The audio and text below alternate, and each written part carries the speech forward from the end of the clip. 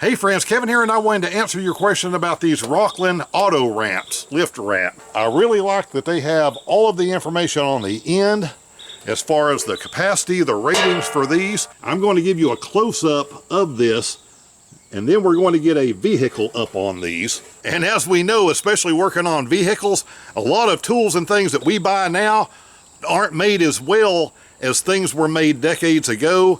I'm going to show you these compared to a set of roughly 50-year-old steel ramps.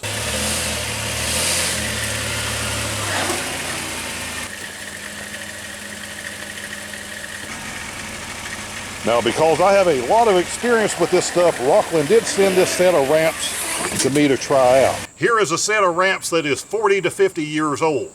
And you can see how close to identical these are. They're very close in weight. They're very close in metal thickness. So this is one product that has not cheapened out over the years like so many tools that we end up buying. If you look at the construction of these Rockland ramps that are made right now compared to this decades old set, you're not going to see much of a difference. They are pretty close. So for basic maintenance, especially those of us that do our own oil changes, I am 100% secure in crawling under a vehicle that is up on these ramps.